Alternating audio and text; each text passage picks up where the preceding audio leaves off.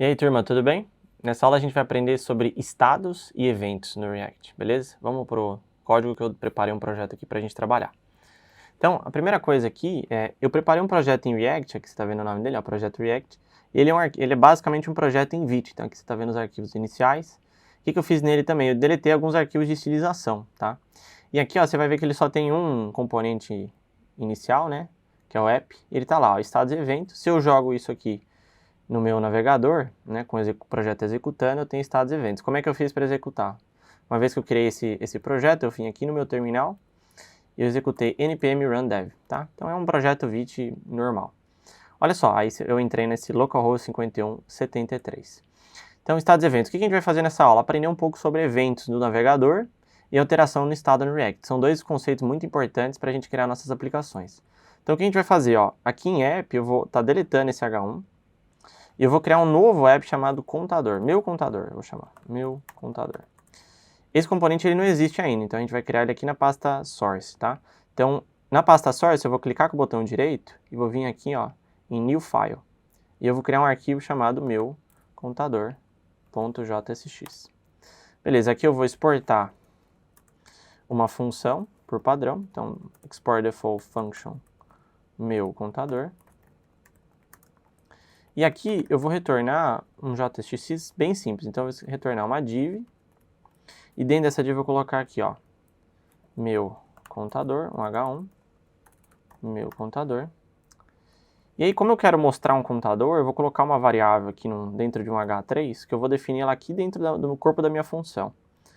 Então eu vou colocar aqui, ó, eu vou criar uma variável dentro dessa função chamada contador. E eu vou inicializar ela com valor 0, tá? Então declarei let contador igual 0. E eu vou passar o valor dela para dentro dessa tag. Como é que eu faço isso? Usando chaves, tá? Então, contador, coloco chaves. Então, esse valor 0 ele vai ser inserido dentro do meu H3 aqui. E o meu H1, obviamente, meu contador em cima. É claro, esse componente aqui por si só não faz nada, eu preciso importar ele dentro do meu app, né? Então, se eu salvar agora e olhar o meu navegador, você vai ver que vai ter um erro ali, ó, que não tem nada. Se eu abro a minha janela de desenvolvedor, você vai ver que tem um erro lá, ó, vermelho. Tá? Então vamos fazer esse import. Para eu fazer esse import fácil, ó, você pode apertar Ctrl espaço ou Command espaço aí no Mac e você puxa o seu componente. Agora ele está importado. Volto lá, então tá lá, meu contador 0. Como eu quero um contador, eu quero apertar um botão e esse botão incremente esse contador. Então olha só, eu vou colocar um botão embaixo do meu H3. Eu venho aqui, declaro um button, tá? Tag HTML de botão, eu vou colocar aumentar como nome desse botão. Vou salvar. Se eu volto lá, você vê, ó, meu contador 0 aumentar. Ou seja, eu quero que quando eu apertar aqui, né, toda vez que eu clique nesse botão aumentar, eu quero que esse 0 aumente. Como é que eu faço isso no React, né?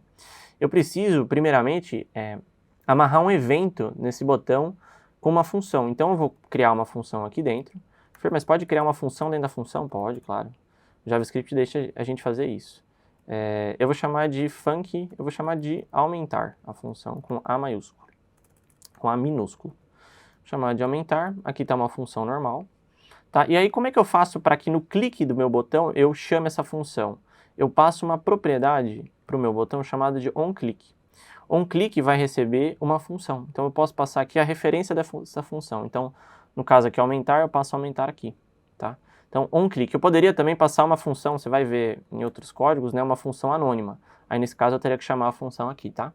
Então, aqui eu estou passando uma função arrowFunction, uma função que não tem nome, e depois chamando aumentar. Aqui eu vou passar só a referência de aumentar. Né? No final das contas é a mesma coisa, basicamente. A gente só está evitando criar mais uma função. Então, aumentar. Tudo que eu colocar aqui dentro vai ser executado no meu clique. Para eu testar, eu vou colocar um console log. O console log ele vai jogar no console do navegador, por exemplo, aumentando.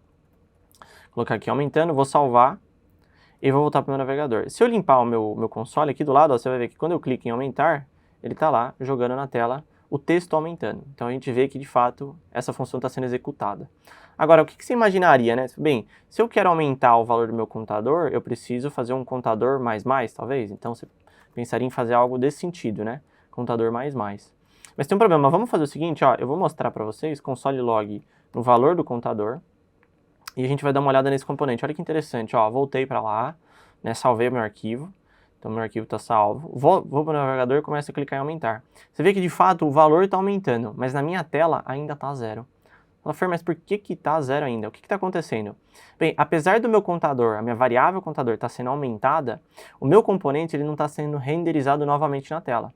Ou seja, essa variável, ela existe, ela está recebendo um valor novo, né? A cada clique eu estou aumentando ela em uma unidade, só que o meu componente, meu contador, ele não está sendo redesenhado na tela com um valor novo.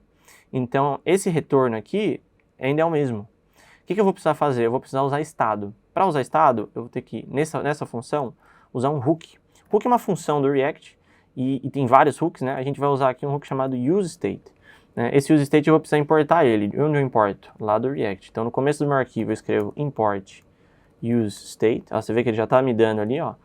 Fecho chaves from React. Tá? Então, tá lá, useState. Como é que eu uso esse hook? Né? O hook é uma função que eu chamo dentro do meu componente. Tá? Eu vou estar chamando ela aqui. O resultado dela, né, o retorno, na verdade, é o que me interessa. O retorno dela é um array, né? Então é uma lista com 2 posições. Na primeira posição, ele me dá o que a gente chama de variável de estado, que aqui eu vou chamar de contador, o mesmo contador que a gente está usando aqui embaixo. Nesse caso, eu vou apagar para a gente não ter 2 variáveis com o mesmo nome. E na segunda posição desse retorno, eu vou ter uma segunda função chamada setContador. Então, agora que a gente tem esse contador e o setContador, a gente vai usar para fazer alteração na tela. Olha só o que eu vou fazer. Então, dentro da minha função, eu vou apagar o que eu tenho e eu vou chamar o meu setContador. SetContador é uma função que define o valor do contador. E no caso, eu vou fazer assim, ó, contador recebe contador mais 1. Então, o que vai acontecer? Quando eu clicar aqui embaixo, né? Quando eu clicar nesse botão aumentar, a função aumentar vai ser chamada. Essa função que está aqui, ó. Essa função, dentro dela, eu executo uma outra função, na qual está vindo aqui do useState. Então, setContador. SetContador vai receber um novo valor para a variável contador, que no caso vai ser contador mais 1. Ou seja, se esse valor inicialmente é 0, ele vai receber 0 mais 1. Na segunda vez que eu clicar, ele vai ser 1 mais 1, 2 e assim por diante. Só que o fato de eu estar chamando essa função que define o estado vai fazer com que o meu componente inteiro se atualize. Olha só que interessante, eu vou salvar, vou voltar para o meu contador e vou começar a clicar em aumentar. Você vê de fato, ó, a minha variável de estado está sendo alterada e o meu componente inteiro está sendo atualizado. Fer, como é que eu posso testar se o meu componente está sendo renderizado novamente? Você pode colocar um console log dentro do corpo do seu componente. Então eu vou colocar aqui, ó, renderizando meu contador, ... Beleza? Então você vai ver que toda vez que eu clicar no botão aumentar, né, no onClick, ele vai chamar a função setContador e o meu componente inteiro vai ser renderizado. Quando ele for renderizado, essa função também vai ser chamada, o meu console log vai ser chamado.